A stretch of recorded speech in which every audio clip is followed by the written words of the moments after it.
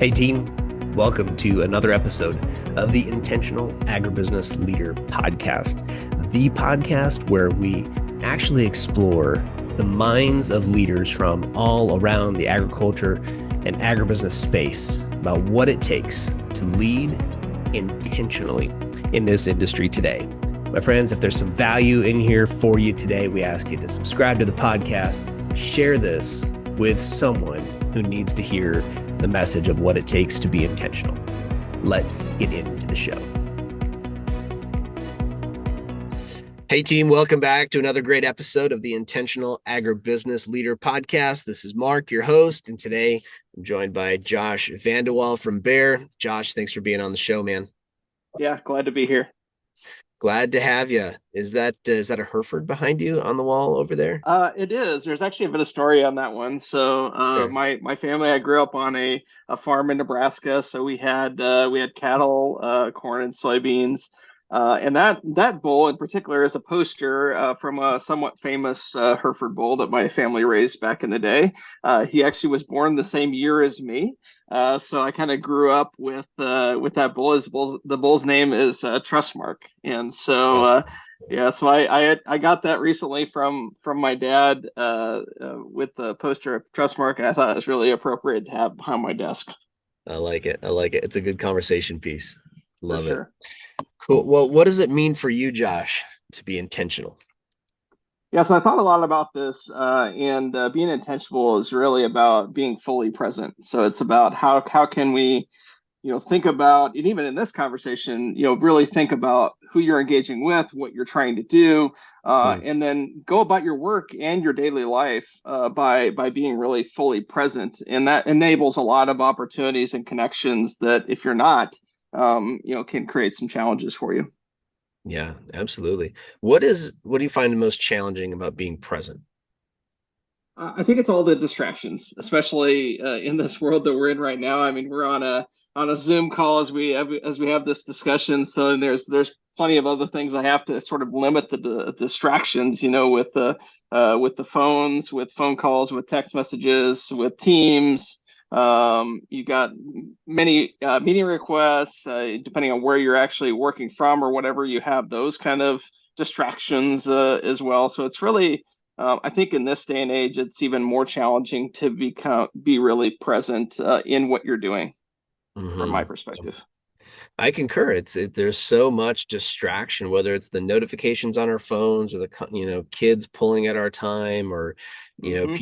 people wanting to disrupt. Now people can put things on your calendar, which Exactly. I know that happens a lot in corporate America. I don't allow that in my business. It doesn't get on there without my permission, or unless I give someone permission to put things there. Hmm. Yet it can be there are a lot of demands over our time that I think really impede on our ability to be intentional. If we're using Exactly. presence, as a definition for the way people experience it, for sure. So, what has worked for you, either as an employee or as someone who has recruited people for attracting and retaining good people from an intentional perspective? Yeah, so some things that have worked for me specifically, and so of course I work at Bayer, a large organization. One of the things that really has been impactful for me is opportunities to get additional experiences that otherwise I wouldn't have the opportunity to do so, and specifically like leadership engagement opportunities. For example, last year I got the opportunity to be in the leadership program for the World Business Council for Sustainable Development, WBCSD. And that was an international organization with other leaders from other companies from around the world. And really provided me a unique opportunity to talk to folks that were outside of agriculture also. So think about like oil and gas companies like Shell and Chevron, or large construction companies like Holcim, largest cement manufacturer in the world, types of companies as well, talking about sustainability. So that was really a cool opportunity to sort of broaden my horizons and give me also opportunity to engage with folks in different industries. So I think that's one. And then the other is really around, impactful projects also. So opportunities to do something that's unique and different. And in my day job, I have something opportunity to do things unique and different because in my day job, I work with food chain partners, large food companies that you guys would certainly know, like Walmart, like PepsiCo, and companies like that, on helping them to meet their sustainability goals and advocate for farmers, as doing that. So, with my background growing up in agriculture, growing up on the farm, as I mentioned, being around agriculture my entire life, it's really important to bring that farmer voice into the conversation. So those are kind of the big things for me that have been really impactful, opportunities to develop, try different things, and engage with folks. And certainly, I think if you can kind of anchor on those kind of things as an organization, no matter how large you are, and continue to allow your employees to develop, I think that goes a long way towards giving retaining the right kinds of employees and helping them to become the best that they can. Yeah. You know, I I'm I'm thinking about somebody who may be a little bit more fresh in their career, early phase. Hmm. We go and talk to Josh 10 or 20 years ago, and Hmm. and you're encouraging him to take advantage of some of these opportunities. What would you advise someone who's maybe in their early 20s or even just in their 20s, and they're looking at growth opportunities and how to take advantage of them? What would you advise them? Yeah, so maybe I can use my history as a little bit of example for that. I think it would still apply today. I like I said, I grew up on a farm. Went to University of Nebraska and got a degree in agricultural education. From there, I chose to be an agronomist for an ag retailer in South Dakota, so advising farmers. Got the chance to also work with as an ag teacher. So I was a part-time ag teacher for a couple of years also while I was there, which is a pretty unique opportunity. Moved to Bayer, got my MBA in the meantime. Many different roles at Bayer, from sales in Iowa, working with farmers directly, to different customer marketing roles for Bayer. And of course, we acquired Monsanto a few years back, and leading a grower loyalty program, Bayer Plus, for the first couple of years of the program. And now, like I told you, with the food chain partners today. So I think for me, what I would recommend is I've never turned down an opportunity, even if it was going to challenge me. So like I always was looking for like different ways to engage, broaden my horizons. I grew up in a rural area in Nebraska. And so, every step of the way, I was looking for new opportunities, and really that started when I was very, very young, even before in my 20s, with 4-H and FFA, opportunities to engage in leadership opportunities, and I always took every one that I could, and so I think as you look at leaders that are in their early career, yeah. So from my perspective, it really was about uh, taking advantage of new opportunities when they're presented to me, and especially ones that would stretch me. So in the case of my history, growing up in a rural area, small town, going to university was one step, and broadening my horizons and getting my undergraduate degree. Then moving to a different state and working with farmers, in my first job, choosing to also do teaching, so which was something that I had always wanted to do, but never thought I'd get the chance to. And so I got the chance to do that while I was working full time, and then taking the leap to move to a big company like Bayer, and making the choice to be intentional and engage with farmers and find ways where I can contribute, where my unique strengths and how I can interact and with my background and what I've learned. And I've got something unique to offer. And so thinking about what that looks like, at various steps in my career, and then taking the big jump to go to the corporate office at Bayer was also, a big change for me at the time, moving from like a small town in Iowa to a much larger city in Raleigh-Durham area in North Carolina. Very Yeah. different. And so, and working for an international company, really getting a chance to work with colleagues from different countries, and really has been really rewarding and challenging at different parts of my career. And when I made those choices, I kind of thought, I was like, at the time, it was kind of a stretch. So it was like, is it? I didn't know how it was going to work out, but I was going to try to push myself and engage with, I've got a lot of mentors in my history also of folks that I've worked with at different stages of my career. I've become acquaintance with through different stages and different things that I've done over the course of my life, and so I think that that's also like a huge opportunity to make sure you leverage the and utilize the context that you have throughout your life. Yeah. Well, one thing's for sure, if you're willing to stay active and try new things, there's no shortage of opportunities in this industry right now, right? There's Absolutely. so many opportunities. Now, I want to go on the flip side of that because I know a lot of employers get frustrated because, well, maybe I don't have somebody who's willing to move. They're a good person, they're a good high potential, but I can't Yeah. get them to move to Raleigh, right? Hmm. Even though this is where that next opportunity, that next developmental opportunity would be to, to be in this space or to maybe go move out to a rural area, and that they're not familiar with and take on a territory Hmm. to grow. I, I'm curious on your thoughts. What would you encourage someone who's got that potential, or if maybe even a leader who's trying to get someone to take that role? How do we be intentional about being able to take advantage of that opportunity? Yeah, I think the new world is a little bit different. I mean, I would encourage, from a leader perspective, I would encourage leaders to also be a little more flexible, depending on the job. Of course, some jobs you need to be, physically present more so than other jobs. But I think if you're really truly trying to get the best people for the job, depending on what the job is, I think the opportunity for at least some remote work or flexible working arrangement makes a lot of sense. Mhm. And then from like an employee perspective, or I think it kind of you've also got to be a little bit flexible. So some employers are probably more open to that, and the ability, depending on what the job is, of course, of is there opportunity for remote work or hybrid sort of environments, or but also like if there is like the type of job that you're looking for and the type of experience, maybe take that opportunity for a couple of years to move either to the big city if you're from a small area, or Mhm. to the small town if you're from a big area or a different type of functional role that you're looking for. I think you're never going to regret that kind of opportunity, whether you decide to do it long term or not. You'll still have that experience to back up on. You know. Right.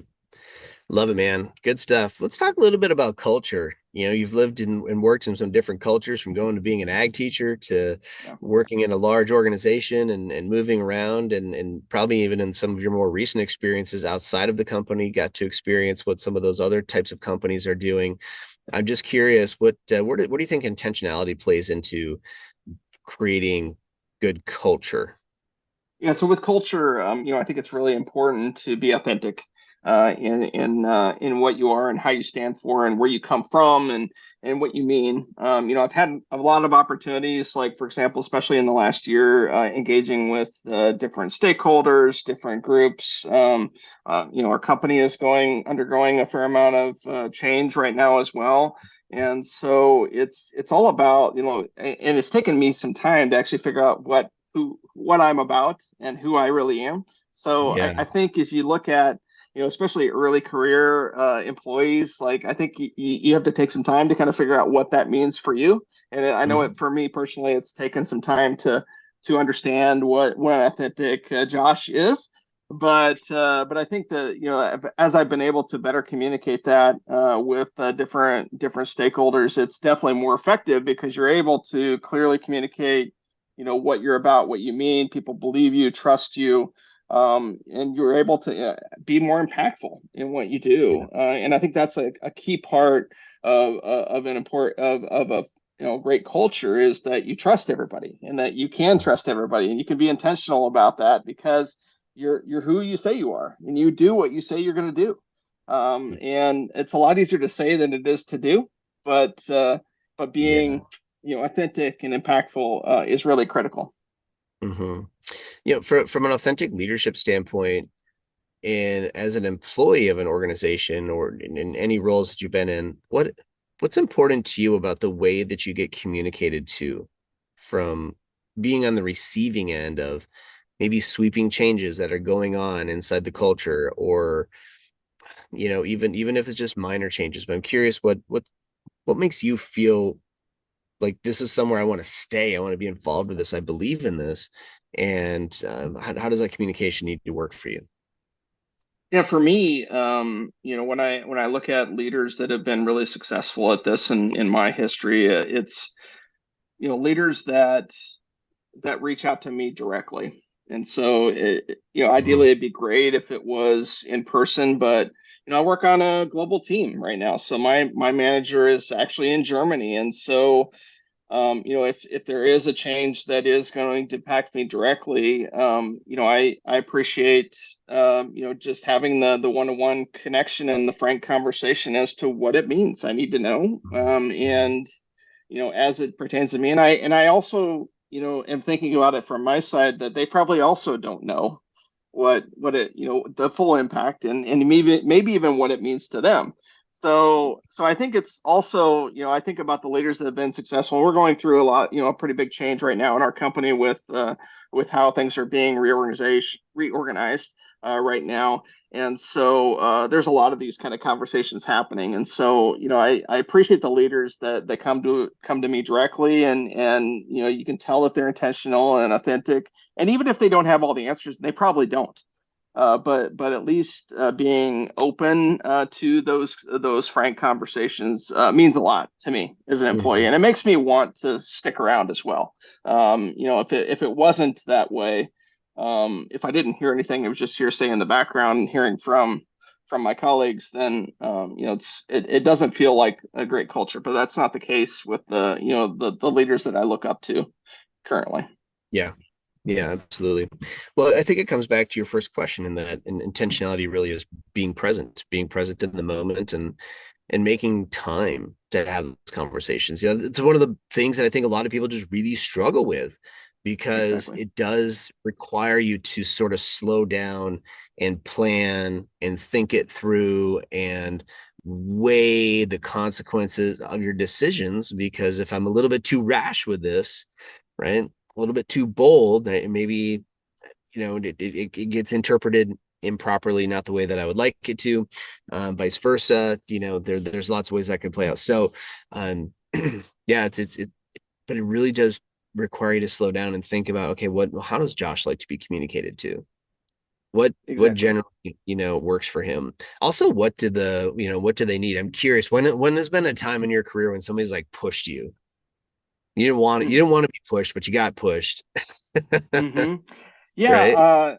yeah. I've had a few of those moments, I think, and probably it would have been, it's probably several years ago now. I don't even know how many years ago it was, but we were, it was in a previous role at Bayer, and we were trying to come up with a new way to communicate to our agricultural retailers that we do business with, and so it was kind of thinking about a completely new way to communicate, new way to do it, and so we actually went to the Disney Institute. So I don't know if you knew this, but Walt Disney World has a Disney Institute where they talk about how Disney does communicates to their customers and how they think about the whole experience when you go to a Disney park, and how they sort of overemphasize maybe the areas that others would overlook. And so we kind of took that experience, and we were Mm-hmm. challenged by the leaders at the time to come up with how, if we were to redesign how we communicate to farmers and ag retailers, what that would look like. And so we had kind of this like internal challenge with our Yeah. customer marketing team of the different groups, and we come up with these different ideas for the different segments of the business in the U.S. And so it was a fun time, because like it was the first time like that I had been in my career to like stop and think about, if we wanted to do something completely new, what that could look like. Mm-hmm. Yeah. Very cool, man. Well, what have you been reading these days? What are you keeping up on to stay sharp, man? Yeah, so I thought about this. I've got two books for you, actually. So I'll give Okay. you a professional one and a personal one. So I'll start with Okay, my perfect. professional one. So Alien Thinking. Oh, I've not heard of this. Yeah. by Cyril Bouquet. He's a professor at IMD University. I was part of the WBCSD leadership program that I went to last year, and got to meet him. And it talks about just how do you think about innovative thinking in a little bit different way. And so the alien stands for different terms. So attention, levitation, imagination, experimentation, and navigation. Hmm. And there's some really, really cool sort of examples, and it's really practical. So I would encourage listeners to consider that book. Love it. Um, Let's the check that other one out. one, yeah, the other one I've got on a personal note, I'm a big sci-fi fan. You might see on my back corner of my desk, I have this is the Enterprise, Oh, sure. Star Yeah, Trek yeah, Enterprise, and the uh, the Klingon Bird of Prey as well on my desk. So yeah. anyway, so sci-fi fan. So I have a book, the book Leviathan Wakes. It's part of the Expanse series. So if you haven't read that, they have the TV series also. It's excellent. It's a great sort of world building Hmm. um, sci-fi thriller, and then also it does a great job of different factions, different people, different groups of people. So I think about relating that to our sort of divisive mentality Sure. that we have today, and like there's some Yeah. parallels you can draw as well. So Yeah. Fascinating stuff.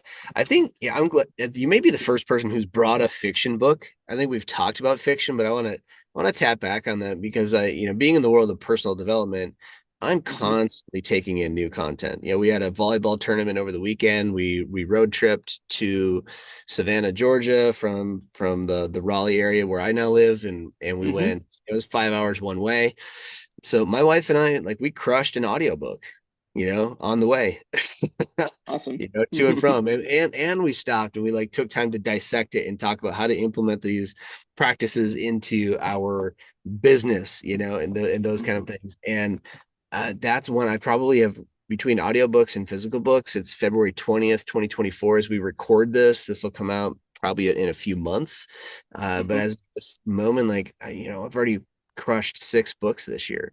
And then listened to podcasts and so on and so forth. And so I'm constantly taking in new content, and I do this as a service in a way to my clients to then make recommendations to them, or teach certain principles out of those books that I find relevant to them on coaching calls. hmm But uh what's really sort of helped me keep my edge sharp for taking in personal development has been listening and or reading fiction.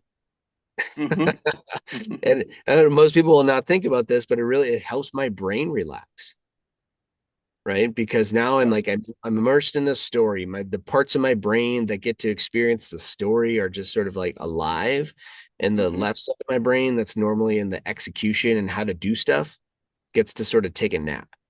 hmm It puts me in that right brain, and I think it actually makes me a better business leader. I'm pretty sure. I don't know that I have the hard evidence to prove this, but I know Yeah. that I feel better and like I have more capacity for having listened to a little fiction every once in a while. So, Yeah. Yeah, totally. I totally agree. Like I find myself, yeah, I'm also read, I think I'm on my seventh book already this year also. So I've mhm. been reading like about a book a week, maybe even more, a little bit more sometimes, and also listen to some podcasts and audiobooks also. So always taking Yeah, in lots of content. And so I also think that, what I like about fiction is it does kind of get you out of your day to day, and like allows you to kind of think about things a little bit differently. And then even though they're fiction, like there's some nice parallels to, or at least I mhm. find connections to the things that I'm working on. Whether it doesn't directly correlate, but it helps you to think Yeah, about things a little bit differently. And I find that really, really helpful. And actually, the more that I read, like I think about, like there's all these characters and stories, and like I'm thinking about how they're all going to piece together, and it actually helps me to read more technical documents also. Like I've been a lot of times I'm reading like a professional document and then a fiction book at the same time, and by getting better at just identifying the themes and the people and what's going on in a fiction sort of environment, it kind of helps me to better understand more quickly the more technical pieces and the more professional development type pieces as well. Yeah, absolutely. Good thoughts, man. Appreciate the share. What's been most challenging moment of your career and the biggest win? Let you double up on those. Yeah, yeah. So I'll give you two different examples yeah, on this one. I think that the biggest challenge for me personally was when Bayer and Monsanto come together. So I was charged with launching the grower loyalty program Bayer Plus, and so it was a great opportunity because it was the first like sort of major initiative that the new company was Yep. doing.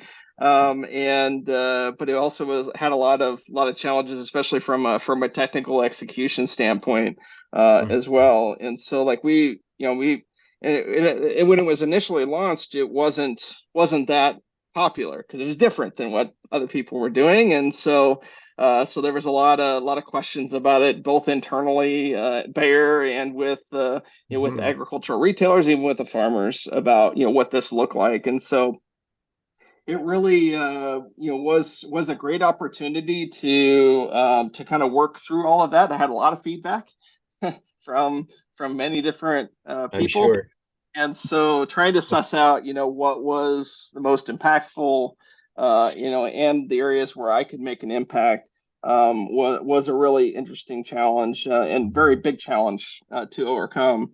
From a technical aspect as to how do we even deliver on creating this new thing and being able to pay farmers and do it in a different way. I mean, we created a online portal for farmers to access and see all of their purchases in one place and actually request a payment through the online portal. It didn't exist before, so we had to start from scratch, and we built it up from nothing. And in the Sure. first year, we went from zero growers to basically all of our customers that we sold to, we had enrolled, and they had an Wow. account on the platform, which was pretty amazing, to do in less than a year.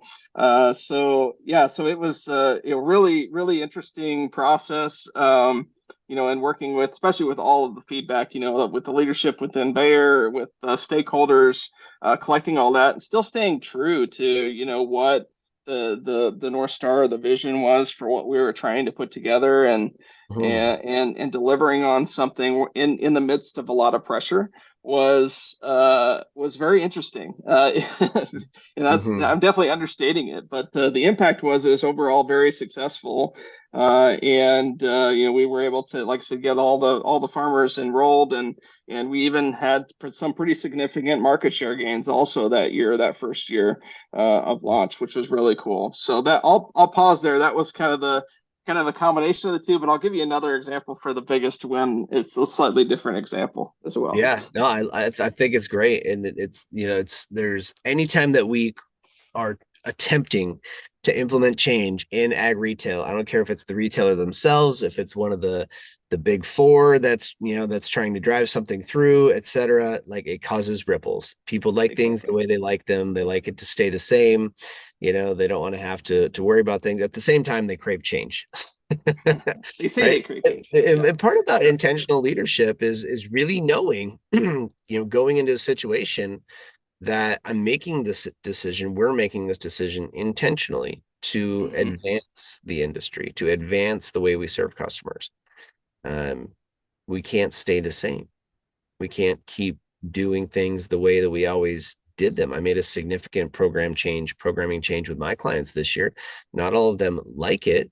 However, it's the best way that we can continue to serve our clients for the long term and be able to serve more clients for the long term and do what's best for the business as well as the customers, right? And Exactly. so some of those folks that maybe aren't enjoying as much the new process versus the old process that they got to have, well, they may end up going, some will go to the wayside, but we're also attracting new ones that want this all the time, right? And that's the uncomfortable place about being challenged as a leader is you have to be okay with that. Exactly right. All right, tell us about your win. So my other one was is much different example. So more recently, I had the chance, in my day job, I get, like I said, my current job, I get the chance to interact with a lot of different folks, and so one of the things I got to do a couple of years back is we have an internal business challenge. It's called Catalyst, and so we were able to propose a new business model concept to sort of like a global challenge. You put together, a draft proposal as to what your business idea is, and then if Sure. you're selected, you get the chance to kind of develop it a little bit. And so it was really cool. A couple years ago, I was talking with some stakeholders in the wheat space, and like commercial bakers like Campbell's and General Mills and Kellogg's, and they were, talking. We were talking about quality of wheat, and so I ended up like kind of thinking about, we had this challenge coming up. What if we propose an idea of how could we take advantage of the interest in a higher quality wheat product from farmers, Mhm. and knowing that we've got all these additional trends happening in the sustainability space, is there something we could put together as a new business model concept? And so, as a part of that, what we ended up developing, and is still in process, but what's been kind of cool is the opportunity to engage with many different stakeholders that are along the process. So the mills, the consumer packaged good companies, farmers that are producing wheat, what they would look for and what they would like to see, Okay. and then working with our internal teams and proposing and challenging that. And so I'm really proud that like last year we got the green light to continue to develop this, and I've actually passed this off to our digital farming group now, and I'm still part of it. But it was cool to lead the initiative, get the approval from a global perspective that this is a cool idea, Mhm. and then now kind of hand it off to the digital farming group and further develop the concept. And it's going to be into a real thing as in Yeah. the next couple of years, which is really cool to help farmers take advantage of the trends with sustainability, produce a more sustainable and high quality wheat product for their buyers, and hopefully they'll get a chance also to take advantage of a higher price for doing all of that. Love it, man. Well, that's very cool, and it's almost like getting to be kind of an entrepreneur, intrapreneur within the Exactly. company, come up with an idea, get it launched, and help see it to fruition. So good for you. That's amazing. Well, Josh, I mean, we're running up on our time here today. Any last thoughts that you'd love to share, just around leadership, intention, encouragement for the industry, for the folks that are driving around, either listen to this on their earbuds or in their truck speakers today? Yeah, thanks, Mark, for the opportunity to be on the podcast today. I think I would just encourage the listeners to think about being intentional in whatever you do, and really try to define that for what you're currently doing, and even in your personal life. I think being fully present is really important to be intentional agribusiness leader, and being authentic in what you do. And I just also encourage you just to think about ways to challenge yourself and try new opportunities, whether it's currently in your job you're working today or in your community. Look for opportunities to stretch yourself and read new things, learn new things, and continue to and never stop learning. Never stop learning. There's plenty of opportunities to learn, and by reading and other podcasts like this and others. So keep looking for those opportunities to expand your horizons. Sure thing. Josh, that's great advice. Always be learning, man. Keep it on. You did it, and you set a great example of that. Thanks for being on with us today. Thank you.